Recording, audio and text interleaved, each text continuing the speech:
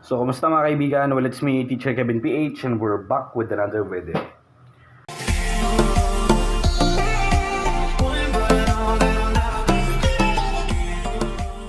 So, meron tayong nakita dito mga kaibigan, isang Canon, no?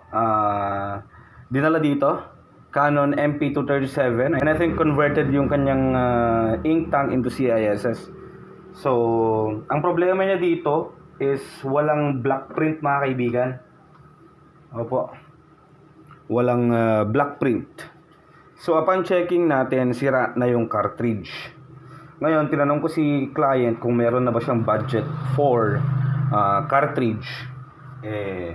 Wala pa daw mga kaibigan kasi estudyante yung may-ari nito.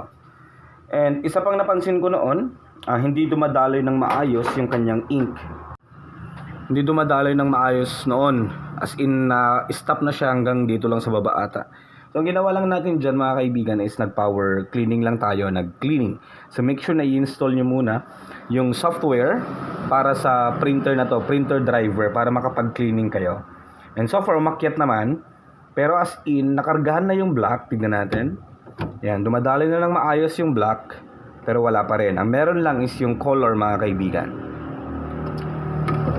Ngayon,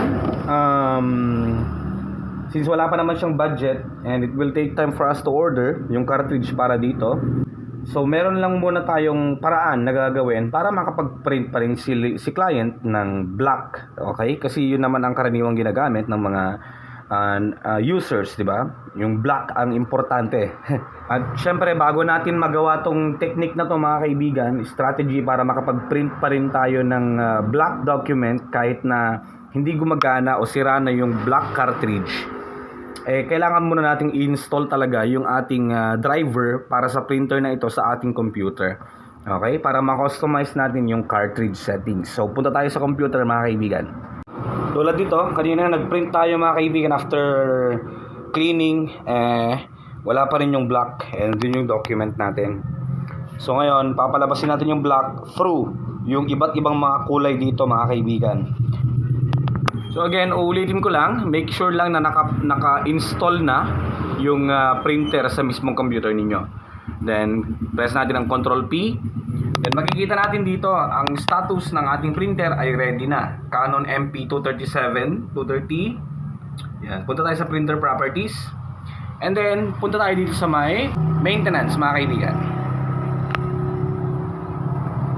And then, makikita natin dito yung ink cartridge settings. Click natin. Then magpapakita dito. So nakalagay dyan sa ink cartridge, ang gamit dyan mga kaibigan ay both black and color. Pero ang problema natin is hindi nga pwede yung black cartridge. Defective na, kaya kailangan ng palitan.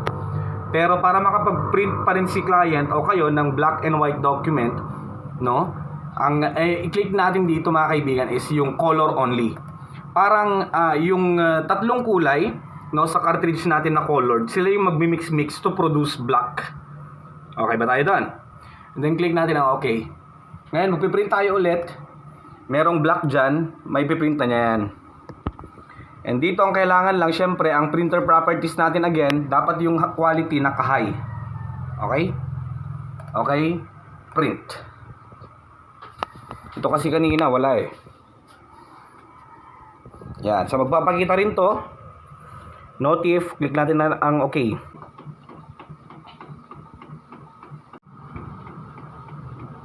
Yan. So, palabas na yung papel natin.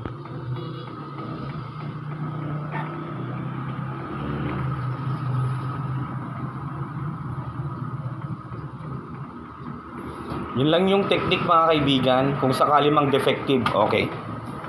So, there you go. Nakapag-print na tayo dito ng black and white. Yan, yung black mga kaibigan. Gamit yung ating settings dyan sa mismong computer natin. So ito lang yung strategy. Maraming salamat po sa inyong panonood at huwag niyo pong kakalimutang mag-subscribe.